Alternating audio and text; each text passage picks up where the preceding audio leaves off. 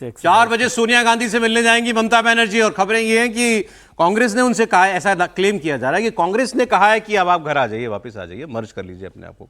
ऐसा सुझाव संजय राउत ने भी दिया, जो शिवसेना के नेता हैं, कि एनसीपी और टीएमसी दोनों को कांग्रेस में मर्ज कर लेना चाहिए।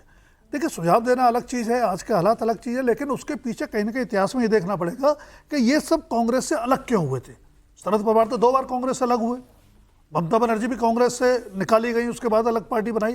तो कांग्रेस से अलग होने का सिलसिला क्यों चला? जब तक उन कारणों का निवारण नहीं होगा और कांग्रेस क्षेत्रीय नेताओं की आकांक्षाओं और आश्रिता को सम्मान जब तक नहीं दे पाएगी, तब तक ये सारा प्रक्रिया उल्टा कर पाना संभव। राहुल जी, ऐसे हो जाती हैं पार्टियां कि वापस मर्ज हो जाती हैं?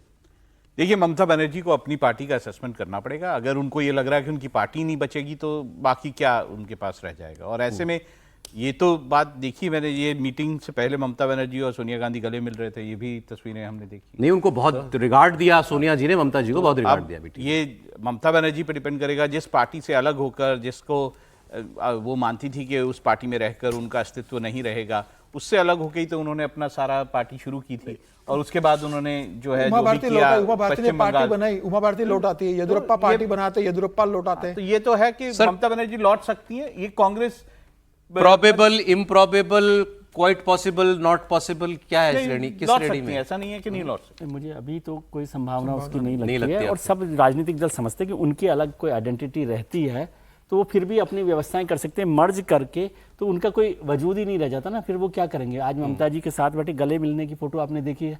कांग्रेस में रहेंगी तो क्या सोनिया गांधी और ममता की ऐसे गले मिलने की फोटो आप देख सकते हैं दोबारा? फिर तो बॉस हो जाएंगी वो। हाँ, तो इसीलिए ना, तो वो सब लोग, और इतनी छोटी छोटी पार्टी आप देख रहे हैं, वो चिराग पासवान 2 एमपी के साथ भी अलग पार्टी बनाकर बैठे रहे थे। ओम प्रकाश राजभर है, संजय निषाद हैं, सारे ही लोग हैं। तो एक शेर की एक लाइन मुझे याद आ रही थी, पहले मुझे याद था लेकिन मैंने कहा कि इसको पढ़ ले, कि उसमें कहा गया है कि दरिया जो है,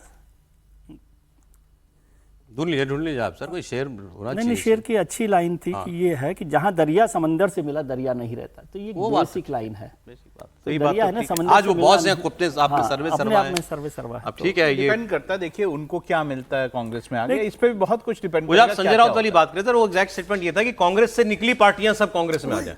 2 का नाम दिया है, शिवसेना में जा रही है क्या? पहले ये तो तय हो शिवसेना है किसकी?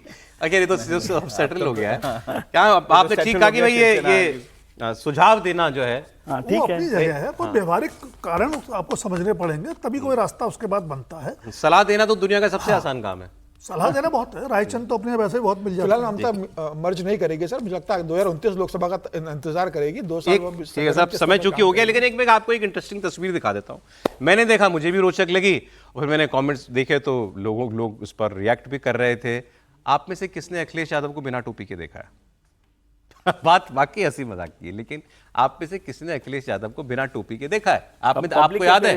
आप लोगों को याद है? नहीं, याद नहीं पड़ता। याद आता है आपको? दिखाओ, मैं आज आपको दिखा देता हूं। एयरपोर्ट पर अखिलेश यादव जी बिना टोपी के थे और कैजुअल कपड़ों में थे, क्योंकि हमने अखिलेश जी को हमेशा कुर्ते पजामे में और हमेशा लाल टोपी, अपनी पार्टी के रंग वाली टोपी, उसमें देखा है। अब ये आते की तस्वीर है दिल्ली या जाते की, मैं नहीं कहना चाहता, मुझे मालूम भी नहीं है, लेकिन ये तस्वीर आई है। अखिलेश जी और उनके साथ कुछ सीआईएसएफ वाले जो हैं वो फोटो भी खिंचा रहे थे। तो ये आप देख लीजिए, जीन्स और टी शर्ट में वो हैं और टोपी नहीं है, बाल पीछे की तरफ करके यूं बनाए हैं। इनका नया मतलब इस लुक में नहीं देखा गया है अखिलेश को। तो हमने कहा चलिए अच्छी पिक्चर है। इससे लगता है कि नेताओं की अपनी कोई, इनकी भी कोई प्राइवेट लाइफ भी है। हमेशा ही कहता कि थोड़ा सा ऐसा रहना चाहिए ना, नॉर्मल तरीके से भी रहा जाए ना, इतना ओढ़ कर रहना हमेशा ही क्या है। ठीक है।